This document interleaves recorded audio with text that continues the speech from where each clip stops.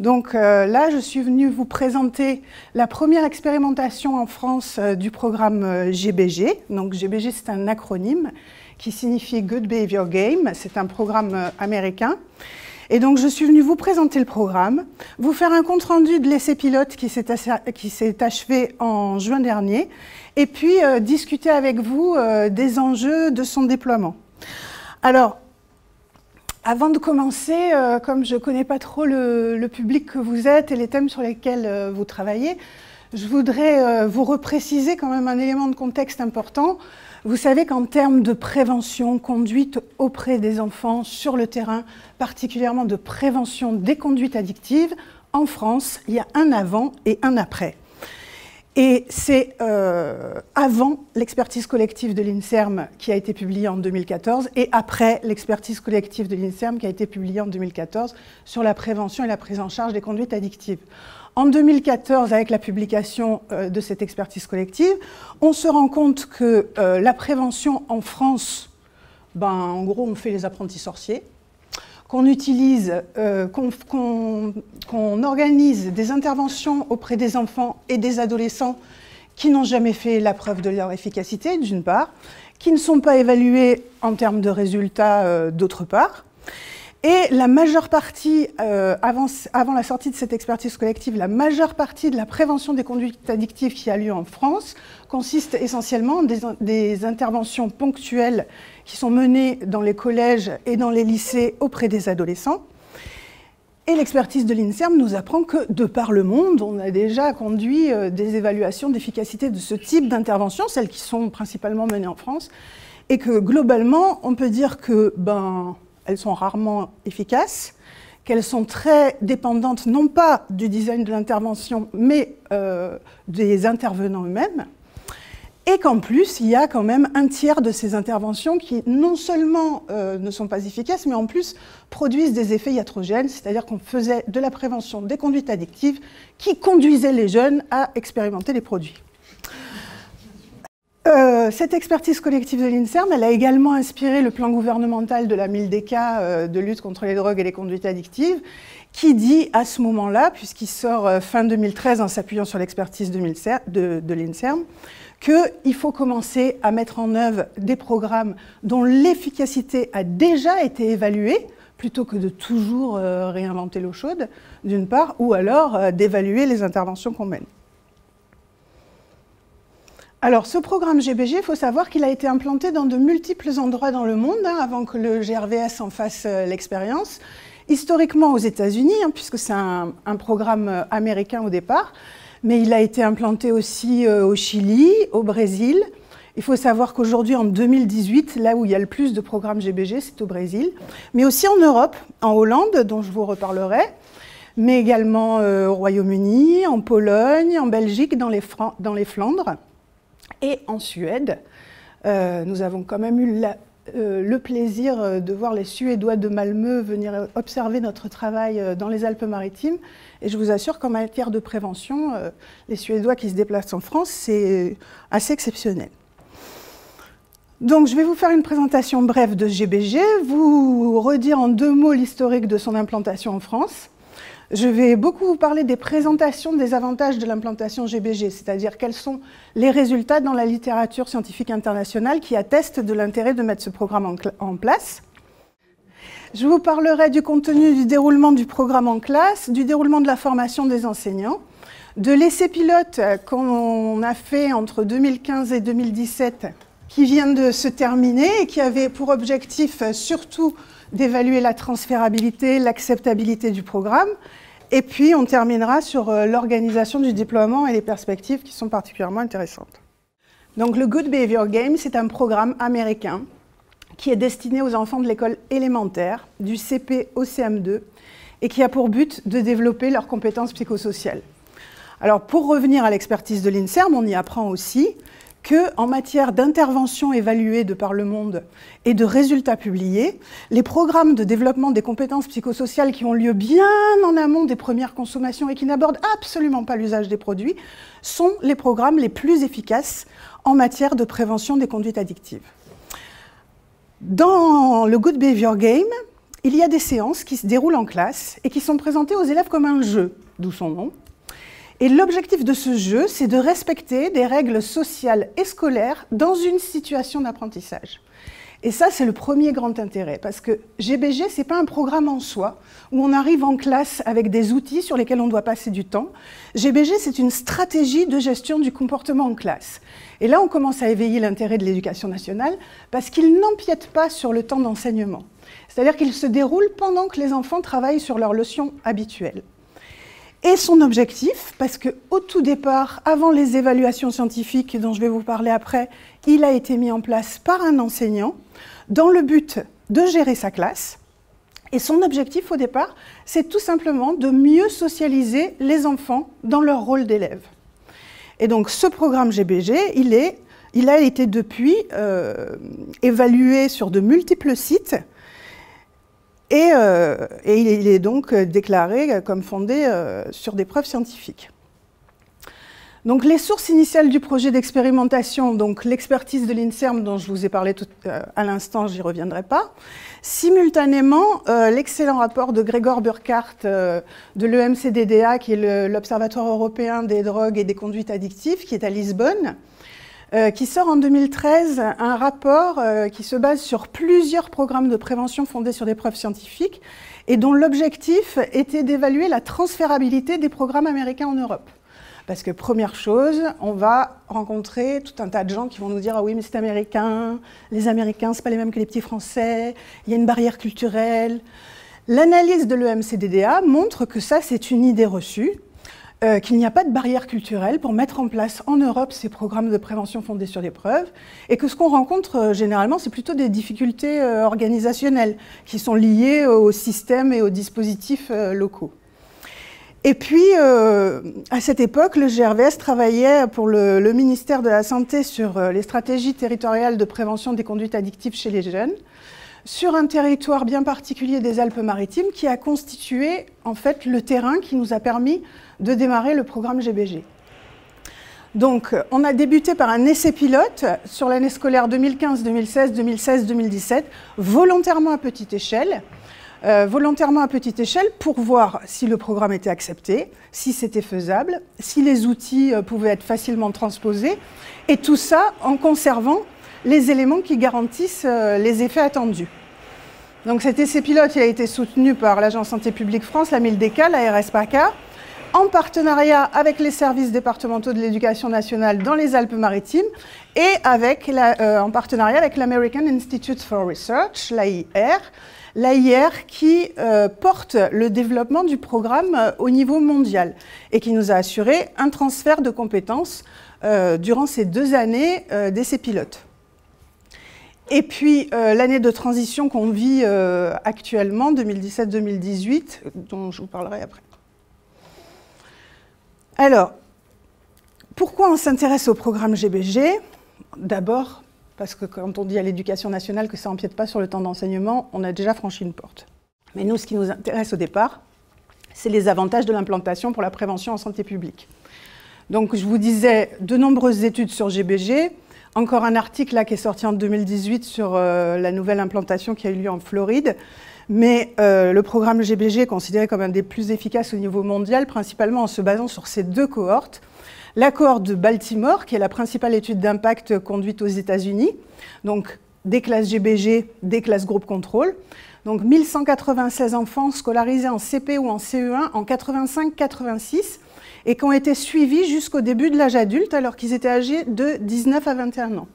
Il y a 19 écoles, 41 classes qui ont participé à cette cohorte. Et la cohorte d'Amsterdam et de Rotterdam, qui est la principale étude d'impact qui a été conduite en Europe, même principe, groupe GBG, groupe contrôle. Et là, on a 666 enfants qui étaient scolarisés en CE1 ou en CE2 en 1999-2000, avec des données qui, pour l'instant, sont publiées à l'entrée au collège. Et là, on a 13 écoles, 31 classes.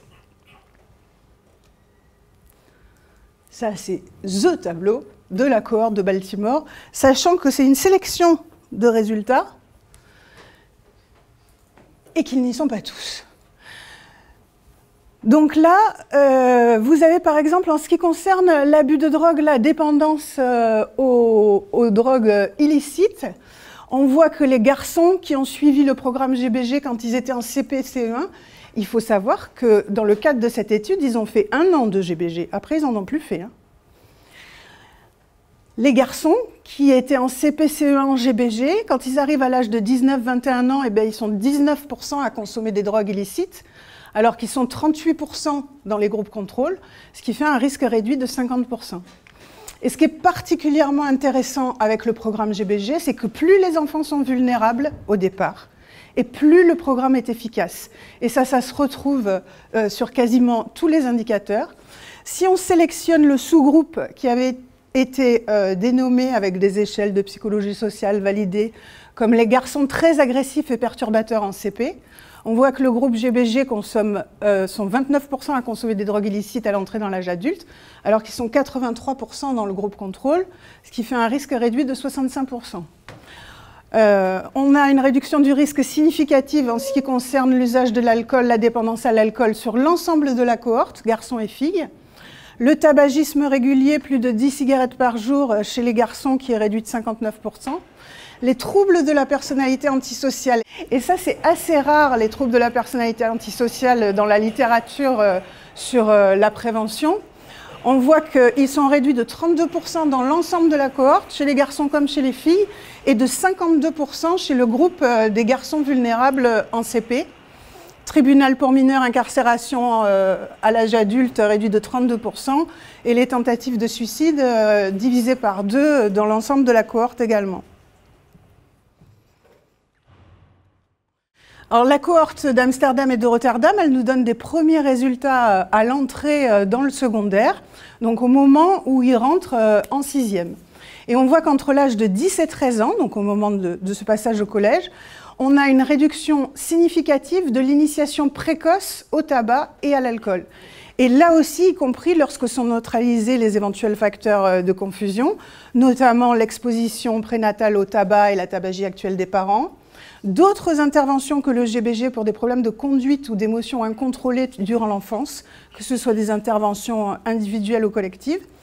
Et puis, les données mettent en évidence aussi une réduction du syndrome d'hyperactivité chez les jeunes qui ont bénéficié du GBG dans leur enfance. Et ça, c'est assez cohérent parce qu'on sait que l'initiation très précoce au tabac, vers l'âge de 10-11 ans, dans la littérature, est assez corrélée à la question de l'hyperactivité. Et puis, l'étude hollandaise, elle va un peu plus loin que l'étude américaine, puisqu'en plus de la cohorte, ils ont fait des études sur les réseaux de sociabilité des enfants.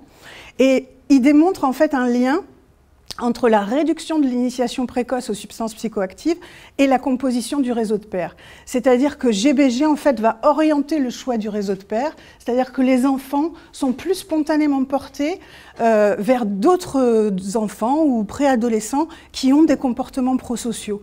Et c'est ce qui explique en grande partie le lien avéré avec la réduction des consommations de produits psychoactifs.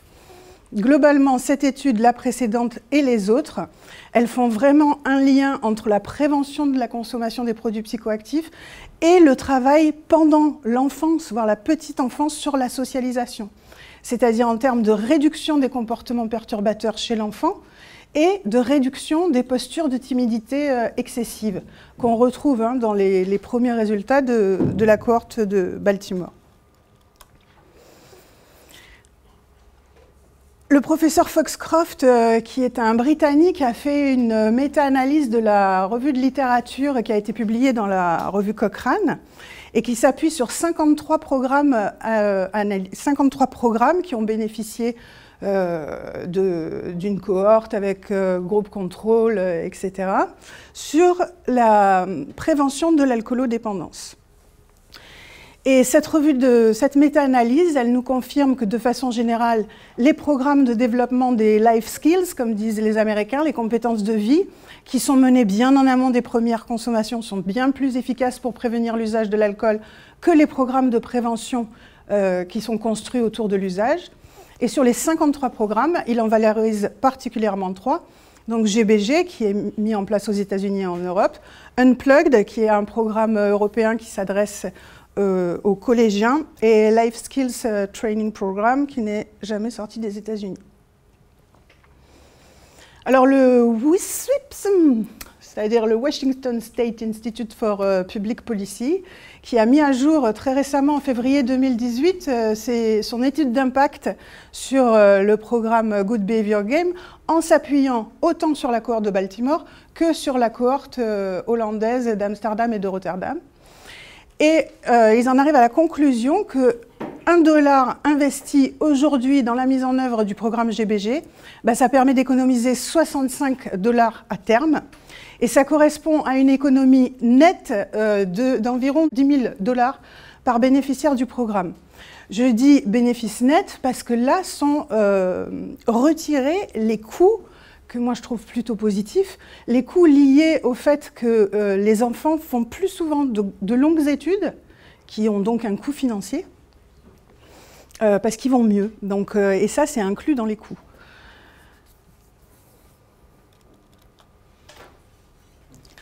Alors, ce qui est intéressant aussi, c'est que tout se passe à peu près en même temps. L'INSERM, le MCDDA et l'éducation nationale aussi, puisque depuis la mise en place du nouveau socle commun de connaissances, de compétences et de culture, par Madame Belkacem, l'éducation nationale s'éveille à l'éducation positive, l'éducation bienveillante, à la qualité de vie à l'école. Le Conseil national de l'évaluation du système scolaire a d'ailleurs produit un rapport qui met l'accent sur le fait que développer les compétences psychosociales des élèves, ça permet aussi d'améliorer les apprentissages. Et il y a une nouvelle méta-analyse qui est sortie il n'y a pas longtemps, mais qui doit dire à peu près la même chose, je ne l'ai pas encore lue. Mais en tout cas, celle-ci qui est citée, elle s'appuie sur 213 programmes de développement des compétences psychosociales, dont le GBG, et elle montre que ces résultats améliorent les performances académiques des enfants. Alors, en quoi ça consiste ?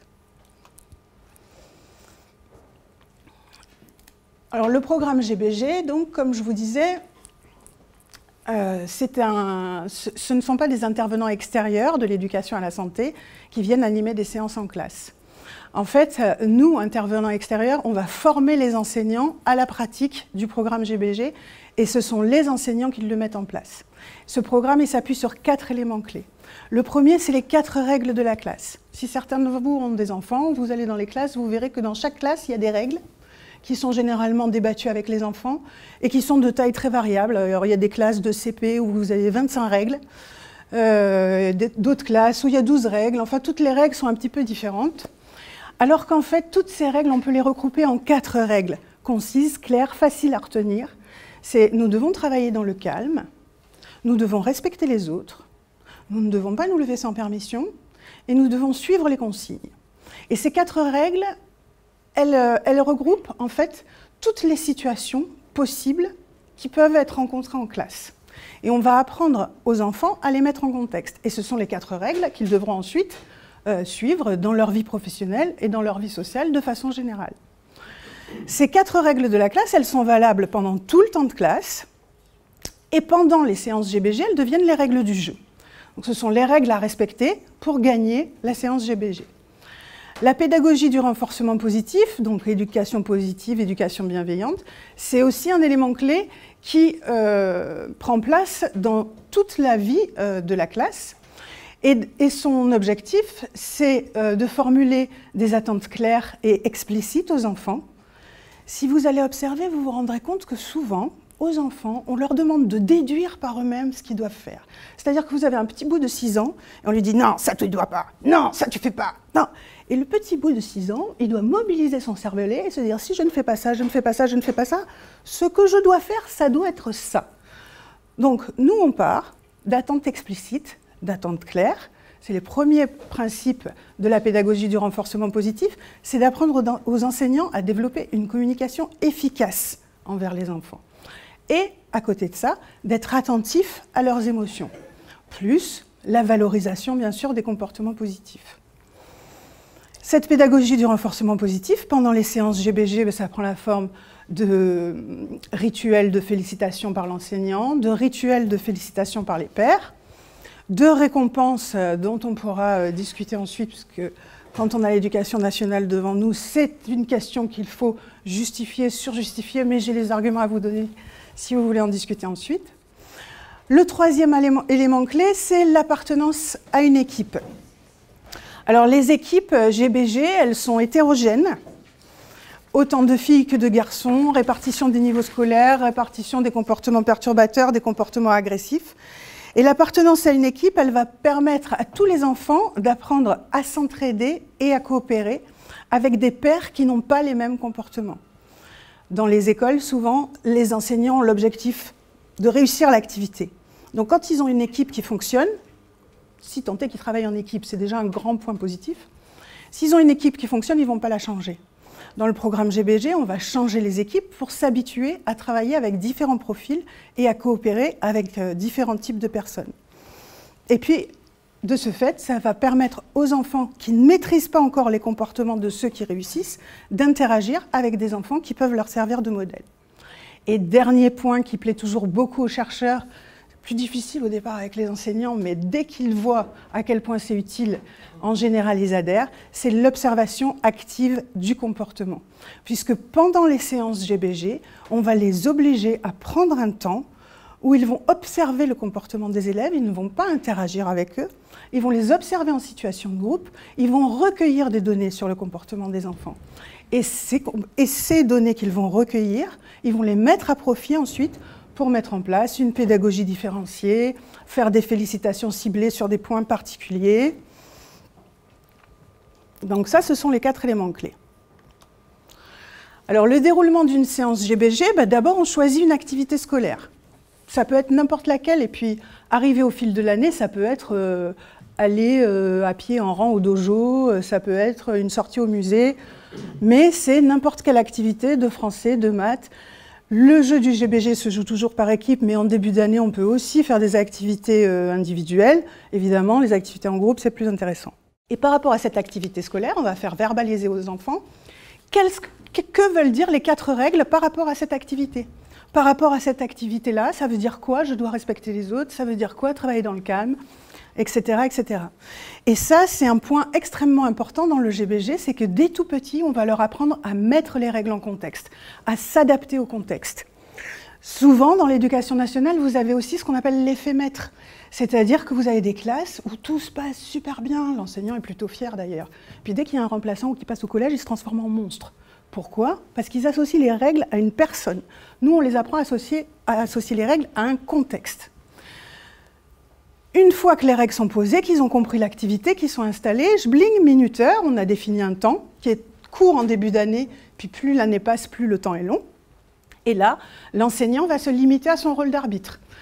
C'est-à-dire qu'il va, d'une part, observer le comportement des enfants, et d'autre part, noter les infractions aux règles, pour savoir qui va gagner ou perdre la séance GBG, et avec des phrases types qui permettent de réorienter les enfants de façon à ce qu'ils comprennent l'erreur qui les a conduits à rompre une règle et qui se ressaisissent en groupe. Quand la séance est terminée, on a une phase de célébration des victoires. Tout le monde se félicite, on est tous contents d'avoir joué, on est tous contents d'avoir participé, on est tous contents d'avoir gagné. Une phase de félicitations par les pairs, de félicitations par le chef d'équipe. Et ça, c'est très important aussi.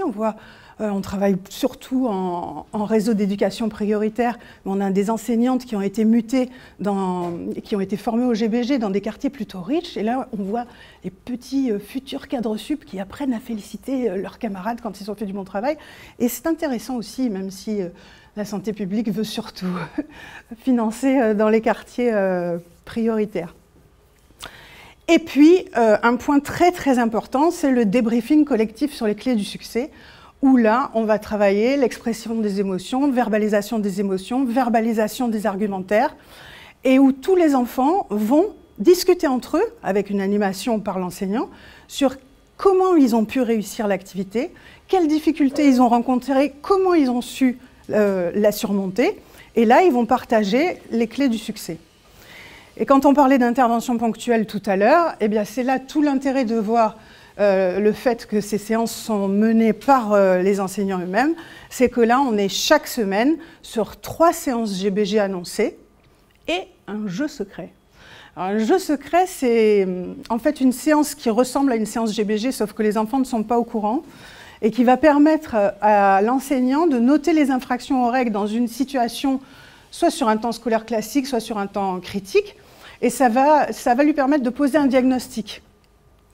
Et puis de façon très exceptionnelle, quand tout le monde s'est bien comporté et que tout le monde a gagné le jeu secret, on en profite pour refaire une couche de renforcement positif et leur montrer que vous avez vu, on n'est pas en séance GBG et pourtant vous avez respecté les règles, vous avez coopéré, etc.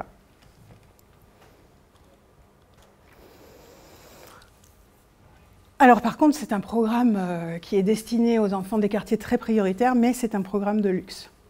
Puisque, en fait, on réunit tout un établissement scolaire. La formation pour les enseignants, c'est 2 journées consécutives en septembre ou octobre. Et là, il faut que l'Éducation nationale mette des remplaçants à disposition. Une journée au 2e trimestre. Et la formation consiste essentiellement en une séance d'observation en classe, puis d'analyse des gestes professionnels tous les 15 jours. En fait, on a une grille d'évaluation avec 33 indicateurs. Et sur ces 33 indicateurs, tous les gestes professionnels qui correspondent à ces indicateurs sont précisément décrits. Et l'objectif, c'est qu'en fin d'année scolaire, l'enseignant maîtrise la totalité du processus de façon à ce qu'il puisse devenir autonome. Donc j'ai presque fini. Ouais. Juste un petit mot pour vous dire au niveau de l'essai pilote. Donc les 2 ans, il y a 3 sites scolaires qui ont participé, 35 enseignants, 660 élèves. Ça a été l'occasion de traduire, d'adapter les supports en conservant les éléments qui garantissent les effets attendus, de pratiquer plusieurs fois par semaine dans les 27 classes impliquées, de réaliser 485 séquences d'analyse de pratique, après une étude d'acceptabilité. Et ça, c'est juste 2 petites choses pour vous montrer. Je vous ai parlé des séances GBG dans lesquelles on note les infractions aux règles pendant les séances. Et donc là, vous avez le nombre moyen de comportements perturbateurs par semaine dans une des 3 écoles pour les 280 élèves de l'école. Et la ligne bleue, c'est le nombre moyen de comportements perturbateurs pendant les séances GBG. Vous voyez qu'elle est basse tout au long de l'année. Et la ligne verte, c'est les jeux secrets dont je vous parlais tout à l'heure. Donc ça permet d'avoir une mesure un petit peu comparative sur un temps scolaire classique.